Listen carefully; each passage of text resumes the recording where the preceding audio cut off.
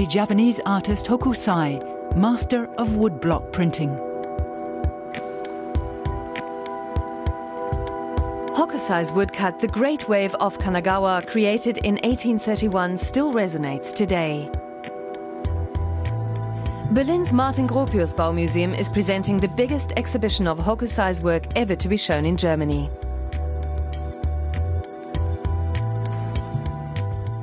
Hokusai is one of the exceptional figures in art history. Occasionally, someone puts together a ranking list. The magazine Live once conducted a survey on the world's most famous artists, and Hokusai was ranked just above Picasso. This is how Hokusai drew himself.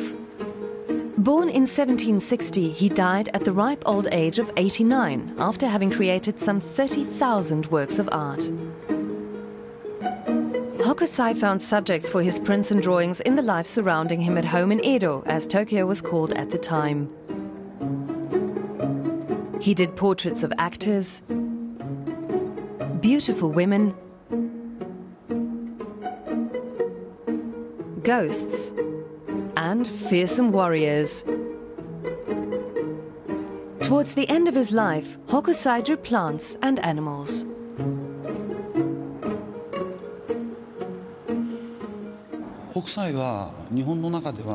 Hokusai always sought to develop new styles.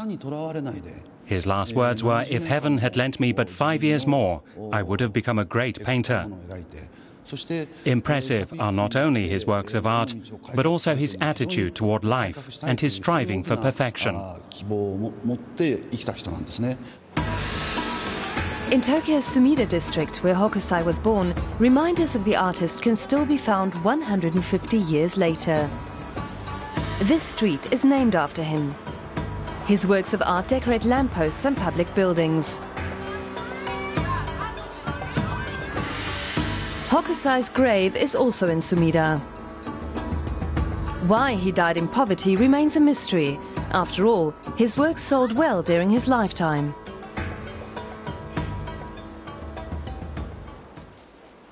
Hokusai's woodcuts are among the most frequently reproduced works in Japan. The Japanese technique of making colored woodcuts, or ukiyo-e, hasn't changed to this day. The woodcutter first carves the outlines of the drawing into a wood block. Then he prepares a wood block for each of the colors used. The printer inks up the block and registers the drawing precisely on the marks. This step is carried out for each color separately. It's said that Hokusai closely supervised the engravers who cut the blocks for his prints. The most important things are concentration and lots of experience. But you also need a certain talent and dexterity. There are people who are very diligent, but never learn our craft properly. With us, talent is very important. Hokusai is still a style icon in 21st century Tokyo. The old master also left a legacy for a genre still popular today. He produced some of the very first manga comics.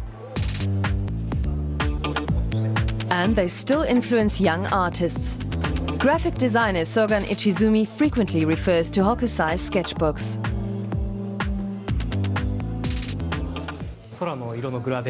If I get stuck, I look at Hokusai's drawings for inspiration. I study the drama of the sky or the facial expressions of animals, for instance. When I do that, it's sort of like showing Hokusai my work and asking him for advice.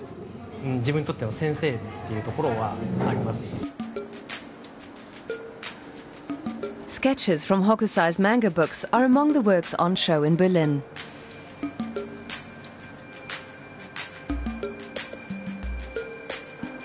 A highlight of the exhibition is Hokusai's 36 views of Mount Fuji. These woodblock prints were a sensation when they arrived in Europe in the 19th century. The French Impressionists were enthusiastic about Hokusai's art.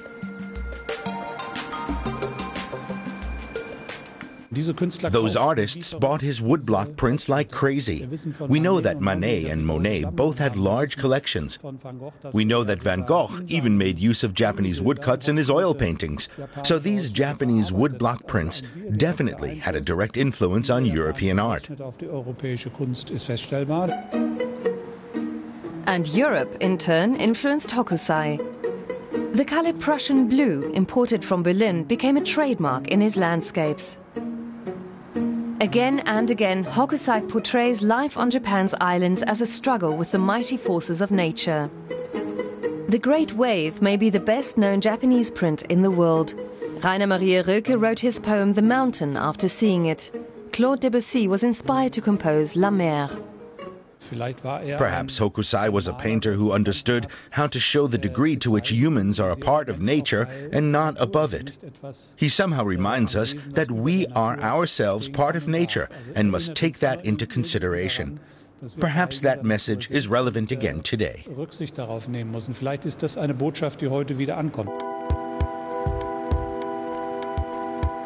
Hokusai changed his pseudonym about 30 times. And his work shows us just as many different styles, variations, and facets.